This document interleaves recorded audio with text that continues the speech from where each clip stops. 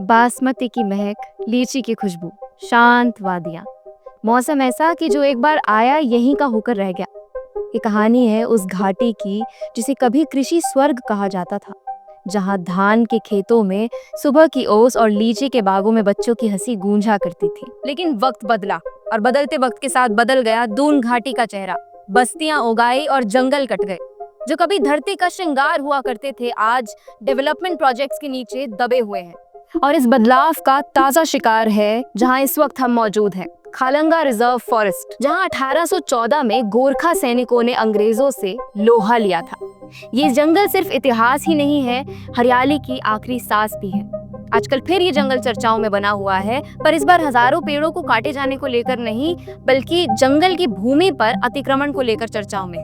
साल 2024 में भी ये जंगल लोगों के बीच चर्चाओं में रहा, जब सौंग बांध परियोजना के वाटर ट्रीटमेंट प्लांट के लिए खालंगा में 2000 पेड़ काटे जाने थे। लेकिन लोगों के भारी इनकार के बाद वन विभाग ने जमीन देने से मना कर दिया। स्थानीय लोगों ने कहा कि यहाँ पर खलंगा का ऐतिहासिक स्मारक है, जंगल भी काफी घना है, ऐसे में प्राकृतिक सुंदरता को वाटर ट्रीटमेंट प्लांट से बहुत हानि पहुँचती। उस वक्त इस वाटर ट्रीटमेंट प्लांट को विरोध के चलते खालंगा से मालदेवता शिफ्ट कर दिया गया और इन पेड़ों को बचा लिया गया, पर आज फिर स्थितियां वैसी ही बन गई हैं। हाल ही में एक और विवाद सामने आया है, जहां हरियाणा निवासी अनिल शर्मा नाम के एक व्यक्ति द्वारा जंगल में कैंप बनाने के लिए 40 बीघा जमीन पर तार बाड़ के लिए खंबे गाड़े गए। स्थानीय लोगों ने इसे अवैध कब्जा बताकर उन खंबों को उखाड़ फेंका। मौके पर पहुंची वन विभाग और प्रशासन की टीम ने जब जांच की तो अनिल शर्मा ने बताया कि उन्होंने ये जमीन ऋषिकेश निवासी अशोक अग्रवाल से लीज पर ली थी।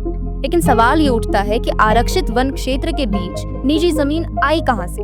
प्रशासन द्वारा की गई प्राथमिक जांच में पाया गया कि कुछ पेड़ों को अवैध रूप से काटा गया है। मसूरी वन प्रभाग के डीएफओ अमित कंवर ने जांच के आदेश दिए हैं और एक संयुक्त जांच कमेटी भी गठित की गई है। इस वक्त हमारे साथ यहाँ पर एक स्थानीय युवक मौजूद हैं जो यहीं के रहने वाले हैं। आइए इनसे जानते हैं इनका इस सब पर क्या कहना है। नमस्कार सर, आपका नाम क्या है? अनिकेत पांडे। तो क्या कहना है आपका इस सब पर? यहाँ पर जो विकास परियोजनाएं चल रही हैं, ये जो पेड़ काटे जा रहे हैं, आप इस बारे में कितना जानते हैं और क्या कहना है आपका? मैम देखिए, एक सिटी की पॉपुलेशन 10 साल में 2 गुना हो जाए समझ में आता है, लेकिन अगर एक सिटी की पॉपुलेशन 10 गुना हो रही है तो थोड़ा रिसोर्सेज के लिए स्ट्रेन पड़ जाता है। देहरादून में, उत्तराखंड इटसेल्फ, यहाँ की सारी सिटीज़ में किसी रिसोर्स की कोई कमी नहीं है, पानी की या किसी भी चीज़ की। बट गवर्नमेंट ने ये योजना बनाई थी, मतलब उसके फ्यूचर के हिसाब से सोच के कि जिस हिसाब से पॉपुलेशन बढ़ रही है पानी की समस्या आ सकती है। तो यहाँ पे स्टोरेज एंड प्यूरिफाइंग यूनिट बनने वाली थी नीचे, जहाँ चंद्रानी देवी माता का टेम्पल है ना, वहाँ पे तो वो बनने वाली थी, लेकिन उसके लिए बहुत सारे पेड़ कट रहे थे। एंड एज इट इज़ आप देखिए, अभी 65,000 से ऊपर पेड़ कटे हैं उत्तराखंड में टोटल, सिर्फ देहरादून एरिया में, हाईवे में, ये हाईवे वाइडन करने में, वो सब करने में। और वो भी वाइडनिंग आपको पता ही है क्या होती है हाईवे की, 1-2 लेन चलाने लायक नहीं बची है, दोनों तरफ तो गड्ढे खोद दिए हैं रोड बनते ही। तो आपको क्या लगता है कि पेड़ काटे जाने चाहिए डेवलपमेंट के लिए, या फिर ये है ही गलत पूरा प्रोसेस?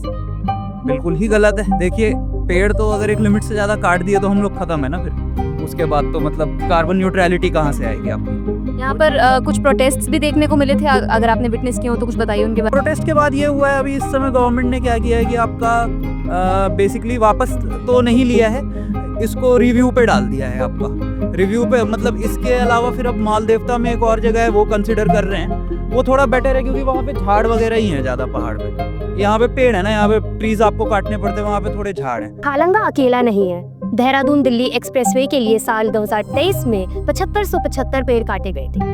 रानी पोखरी और ऋषिकेश में 4 लेन निर्माण के लिए 3300 से अधिक पेड़ काटे जाने प्रस्तावित।